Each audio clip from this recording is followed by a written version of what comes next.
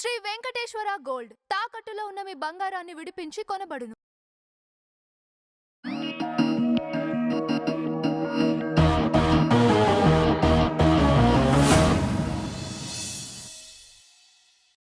Ma'am, హ్మ్. దిశ చట్టం పైన వైసీపీ నేతలు చేస్తున్న కామెంట్స్ పైన మీ అభిప్రాయం ఏంటి? ఎమ్మెల్సీ వరుదు కళ్యాణి ఆవిడ మాట్లాడారు. ఆవిడ ఏమంటుందంటే పాపం దిశ చట్టం అని మా జగనన్న తీసుకొస్తే దాన్ని నీరు గార్చేశారు, పట్టించుకోవట్లేదు అని చెప్పి మాట్లాడుతుంది. నిజంగా దిశ అంటే ఏంటి, ఆ చట్టంలో ఉన్న రూల్స్ ఏంటి, మీరు నిజంగా దాన్ని అమలు చేశారా? ఆ రోజున అది ఆ చట్టం అమలు అయిందా, కేవలం పోలీస్ స్టేషన్ల వరకే పరిమితమైందా? దాని గురించి చెప్పాలంటే నేను ఒక రోజు ఫేస్ చేసిన సంఘటన ఏంటంటే, నేను విజయవాడ బస్ స్టాప్లో బస్ కోసం వెయిట్ చేస్తూ ఉన్నప్పుడు ఒక ఆవిడ వచ్చేసి మేడం మేడం మీ ఫోన్ నెంబరు చెప్పండి అని అంటుంది. నా ఫోన్ నెంబర్ చెప్పడం ఏంటంటే, మేము దిశ నుంచి వస్తున్నామండి, మాకు టార్గెట్ ఇచ్చారు, మాకు శాలరీలు ఇవ్వరు, దీంట్లో రిజిస్టర్ చేయాలి, ఇన్ని పేర్లు నమోదైనవి అని అంటుంది. ఇది వాస్తవం, నేనే ఫేస్ చేశాను. ఇది జగన్మోహన్ రెడ్డి దిశ చట్టం అంటే బస్ స్టాండ్లో కూర్చొని అందరి పేర్లు రాసుకోవటం. అదేనా దిశ అంటే? కాదు కదా. 21 రోజుల్లో పూర్తిగా వాడికి అసలు ఏ తప్పు చేస్తున్నాడు, మహిళల్ని వేధించటం, మహిళల మీద అఘాయిత్యాలకు పాల్పడటం, ఆడపిల్లల్ని వేధించటం, మరి ఆడపిల్లల్ని ఏ విధంగా లైంగిక వేధింపులు గురి చేస్తున్నారు, వాటి మీద మీరు ఎలాంటి ఇది చేస్తున్నారు, సపోర్ట్ చేస్తున్నారు, ఇబ్బంది లేకుండా చేస్తున్నారు అనేది కదా. మన శక్తి యాప్ చూసాం. శక్తి అనగానే ఈ కూటమి ప్రభుత్వం వచ్చాక మహిళలకు ఎలా రక్షణ కల్పించాలి, ఆ అమ్మాయి వెంటనే ఆ యాప్ డౌన్లోడ్ చేసుకొని ఫోన్ చేయగానే ట్రాక్, మనం ఏదైతే ఆటో ఎక్కుతున్నామో ఆ పంపించడం వాళ్ళకి, వెంటనే వాడు ఆ అమ్మాయిని ఇబ్బంది పెడుతుంటే విజయవాడ బస్ స్టాప్లోనే ఆవిడ ఎక్కింది ఆటో.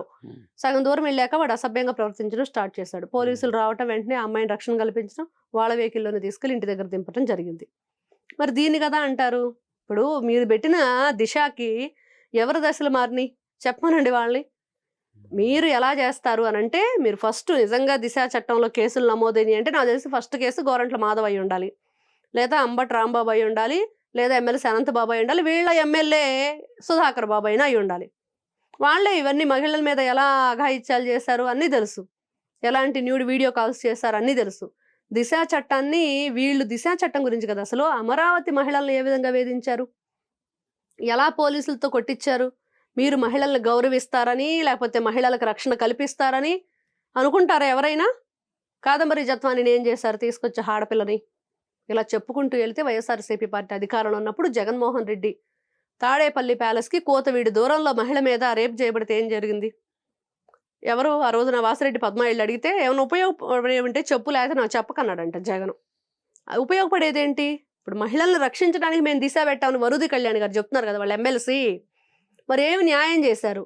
మీ పేపర్లో మీ ఛానల్లోనే అమరావతి వేశ్యల రాజధాని అంటారు, నీచంగా మాట్లాడతారు, దుర్మార్గంగా ప్రవర్తిస్తారు. మహిళల్ని జగన్మోహన్ రెడ్డి చెల్లెల గురించి మాట్లాడాడుగా, ఫస్ట్ ఆయన మీద కూడా కేసు పెట్టాలి.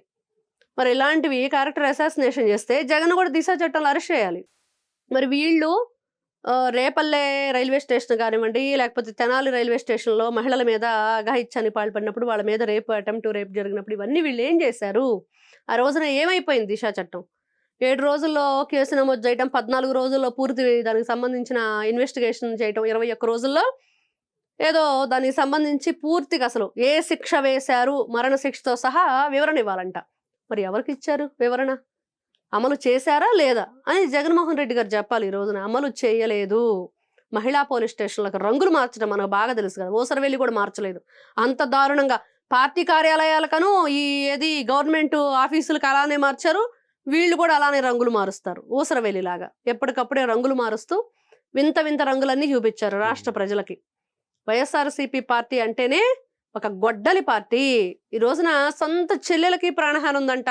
వైఎస్ సునీతారెడ్డి కూడా ప్రైవేట్ సెక్యూరిటీని పెట్టుకొని పులివెందుల్లో వెళ్ళిన పరిస్థితి మనం చూసాం. మనం ఈ రోజున నిజంగా చెప్పాలంటే ఎవరికి రక్షణ కల్పించాలి అనంటే వైఎస్ఆర్సీపీ పార్టీ వాళ్ళ వల్లే ప్రజలకి రక్షణ కల్పించాలి, మహిళలకు రక్షణ కల్పించాలి, భద్రత కల్పించాలి. దాని గురించి మాట్లాడే హక్కు వీళ్ళకెక్కడుంది?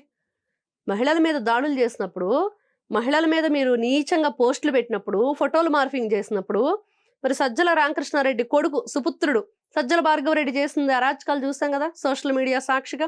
ఎంత నీచంగా బూతులు, వీళ్ళ స్క్రిప్ట్ సాక్షి నుంచి స్క్రిప్ట్ వెళ్తుందంట. ఎవరికి? పోసాని కృష్ణమురళినే చెప్పాడు స్క్రిప్ట్ వస్తుంది మేము బూతులు తిట్టడానికి అని, ఒప్పుకున్నాడు పోలీస్ స్టేషన్లోనే. మా సాక్షి నుంచి వచ్చిందని. మరి ఆ సాక్షి ఛానల్ని ఎవరు మేనేజింగ్ డైరెక్టర్ భారతిరెడ్డి గారే కదా, ఆవిడే కదా దాన్ని రన్ చేస్తున్నారు, పేపర్ని ఛానల్ని.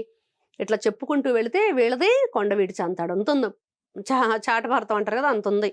కాబట్టి ఒక విషయం గురించి మాట్లాడేటప్పుడు పూర్తిగా వివరాలు ఉండాలి. ఈ రోజున వాళ్ళు చెప్పారు ఫోన్ని 5 సార్లు షేక్ చేస్తే వాళ్ళకి సంబంధించిన పోలీసులకి కాల్ వెళ్ళిద్ది అన్నారు. కానీ నా ఫోన్ 2 సార్లు షేక్ చేస్తే మాత్రం లైట్ వెలుగుతుంది. అందుకనే ప్రజల మైండ్లో ఆల్రెడీ లైట్ వెలిగింది. లైట్ వెలిగి ఏం చేశారంటే 5 సార్లు షేక్ చేశారు. 151లోంచి 5ని షేక్ చేసి పక్కన పడేస్తే 11 మిగిలింది. అదే వైఎస్ఆర్సీపీ పార్టీకి ప్రజలు ఇచ్చిన గిఫ్ట్.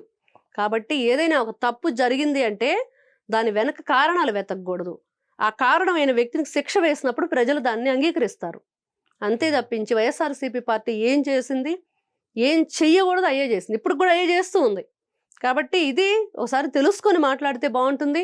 అందులో ముఖ్యంగా మహిళలు, ఆ వైఎస్ఆర్సీపీ పార్టీలో ఉన్న మహిళలు వాళ్లే అబద్ధాలు చెప్తూ వాళ్లే సాటి మహిళల గురించి దిగజార్చే విధంగా వాళ్ళు ప్రవర్తిస్తుంటే మరి ఏం మాట్లాడగలుగుతాం? ఈ రోజున ఒక వరుది కళ్యాణ, లేకపోతే ఒక రోజానా, ఒక లక్ష్మీ పార్వత, విడుదల రజనీనా, వీళ్ళందరూ ఉన్నారు కదా బ్యాచ్ అంతా. ఏం చేసుకోవడానికి? మహిళలు అని చెప్పుకుంటే సరిపోదు కదా. మహిళలకు అన్యాయం జరిగినప్పుడు మీరు బయటకు వచ్చి మీ వాయిస్ ఇచ్చినప్పుడు మహిళలు అంటారు, లేకపోతే అనరు.